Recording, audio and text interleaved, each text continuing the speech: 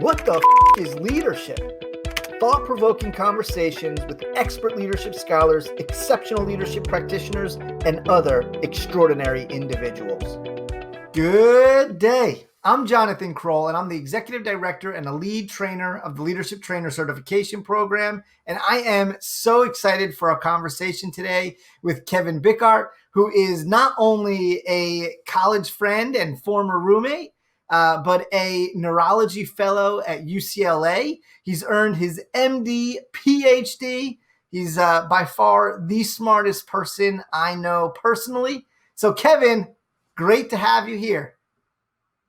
Thanks, Johnny. It's way too high of a bar that you just set, so thanks for that. But a real honor and pleasure to be here. The program that you're running here, I truly respect it, and I think now is probably the time to have it. We need it more now than ever. Well, thank you so very much. That's what a great statement. So as you know, we start this conversation the same way every time. We ask our special guests, what the is leadership? So, Kevin, what the is leadership? Well, I'm going to come at it from a somewhat scientific point of view as we get into the weeds, but I think in a real basic sense, leadership is compelling other people to believe in and work towards a common goal. For me, that has a lot of the elements that make it open to the two different pathways that could be taken in leadership, the dark and the light. And I think we're experiencing a lot of that today. And so when I reflected on this question, that's the definition I came up with. And just to preface a little bit, some of the ideas I'm going to share today, I'm by no means a connoisseur or a trained person in leadership. I take no formal education in the topic other than to know Jonathan Kroll. And, yeah, well, I vouch for that. But I've experienced my share of good and bad leaders over the years, from my roles in sport, in science labs, in clinics, hospitals, just being a family member, a friend in startup businesses and things like that as a consultant. So I've seen a lot of different leaders in a lot of different capacities, and I derive some of my ideas, the kind of philosophical point of view from that, but also the rest of it from my reading in positive psychology and my personal research in what's called the social brain. Well, so I love what you're talking about, and I think about leadership, as you've heard me share through our conversations over the last decade and a half, and certainly through the other videos here, about leadership as reflection and action and the need to oscillate between the two. You use the word belief. Talk more about that, and how does belief play a role in effectively leading other people or projects or whatever it is that we're trying to get people to work on? Well, to me, it comes down to that word compel, which means to get other people to believe in either you or your direction or the goal you set. And I think, good leaders compel other people through positive and constructive means rather than Machiavellian or fraudulent or manipulation. The latter does work for a lot of leaders. They come to power, but I think we can all agree that results in disorganization and division sometime down the road. We're well aware of that today, but also some of the most fascinating TV shows, stories of all time come from understanding and kind of being entertained by this human feat to be manipulative, to get people to believe in you through lies and manipulation. And in all of these kind of epic shows, there is underlying corruption, hatred, division, disorganization, chaos.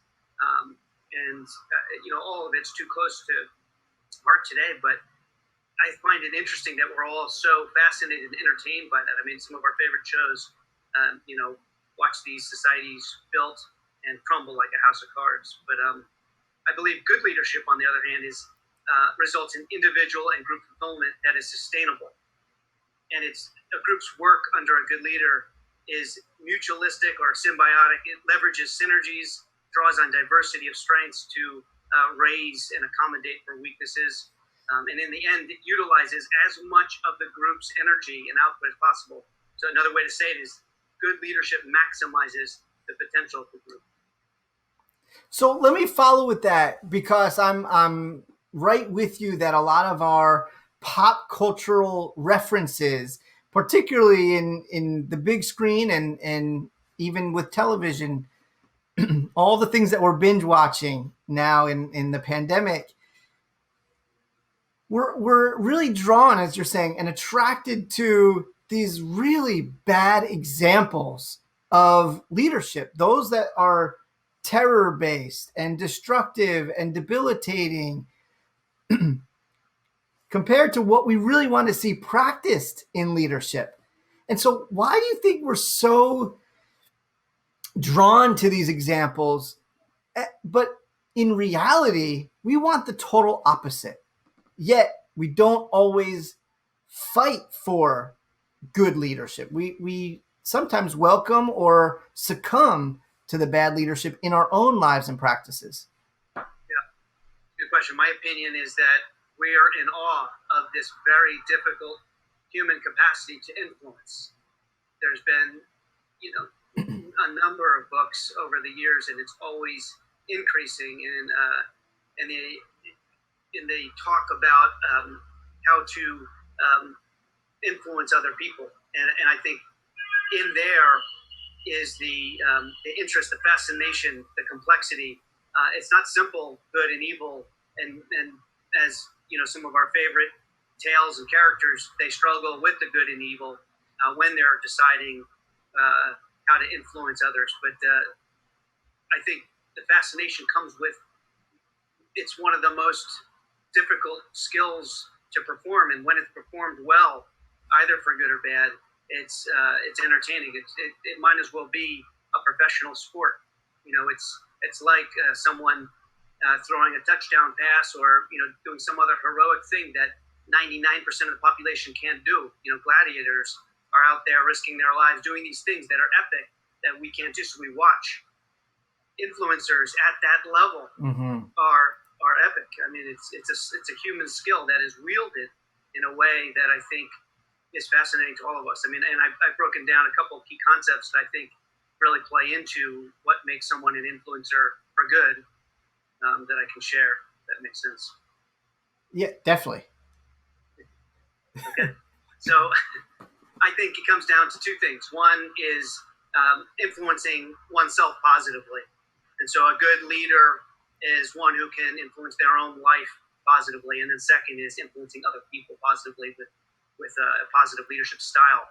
The personal part, influencing oneself positively, I like to draw back on this concept of resilience, which for me comes from a long line of study and theory in positive psychology, when things shifted from looking at the disease to looking at the factors that made people withstand adversity and flourish despite challenges in their lives, actually from schizophrenia research.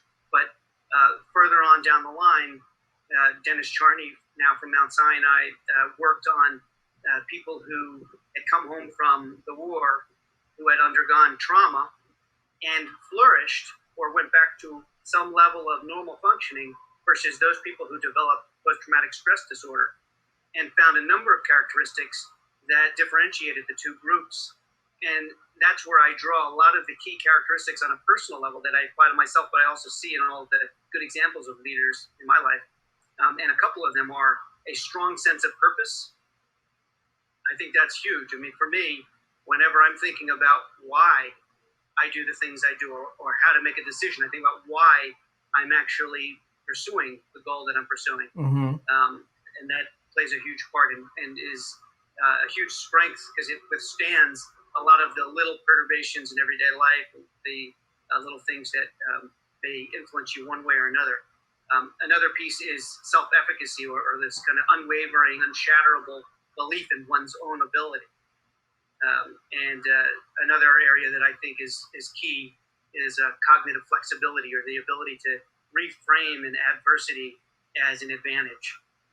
And that's something you could do in your own mind It seems in some cases a little bit cheesier or fake, but I think in large part we do have to sometimes stress the part to actually live the part. And so reframing is a known coping style that works. And the better people are at it, the more successful they are. And then finally, going along with that is mindset and flow, other key concepts in positive psychology that I don't need to go into in any depth here, but I'll just drop so that people can kind of look those up and read about them. But those to me are key personal aspects of being a positive influence in one's own life.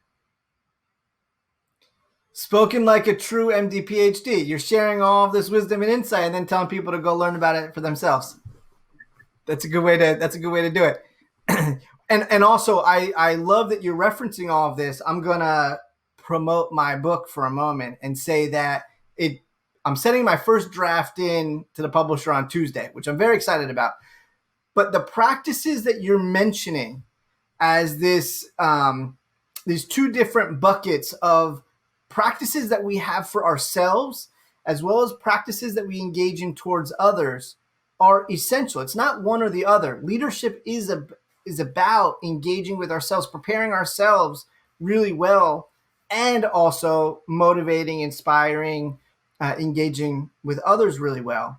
And that many of what you were mentioning as these essential practices are things that are in this book for leadership trainers. And so it sounds like I'm on the right track. Sounds like it's me too, bud. Well, Kevin, this was absolutely fantastic. I always like to end the conversation by giving you the opportunity to share a last word about what the is leadership. So what would you like to offer?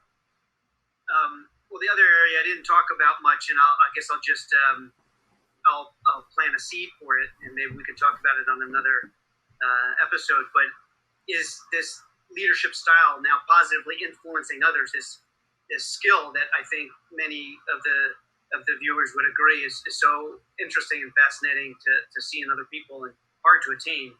I think comes down, at least in part, to social and emotional intelligence. And I draw on my work on the social brain and the structures of the brain that evolved to perform these very advanced functions that are needed now in this very complex and difficult to navigate social terrain. And so these areas, I think the last thing I'll leave you with, are not the most recent areas to develop, but evolutions of older areas that are in large part emotional or affective. And those parts are, like the amygdala, have evolved in a way to handle the increasing emotional demands of navigating social networks and social situations. And to influence others is a very emotional thing, and it's a huge emotional risk to put yourself on the line. Just think about your biggest fear. It's maybe to give a public speech naked or something like that, not to get eaten by a lion or a tiger. And that social fear and the emotions involved with conflict and getting into difficult conversations, deciding who to trust, who potentially to not cooperate with. All of those decisions and those challenges are real, and they are felt by our brain or read by our brain in the same threatening and challenging way as some of the more physical threats that we deal with on a less frequent basis. And so I'll leave you with the fact that it's a hard skill to influence others. It depends on a unique set of brain regions that have evolved to handle those demands. And so try to find a way to be a positive influencer. And I think you'll inspire others. Brilliant. Kevin, thank you so very much for sharing your wisdom and insight and brilliance with all of us here today. I am just so grateful, and definitely will take advantage of another conversation. So thank you. Awesome, John. My pleasure. Thanks for joining this conversation on what the leadership is. If you enjoyed it, please subscribe to this channel, and don't forget to check out leadershiptrainer.org for all of your leadership training, programming, and resources.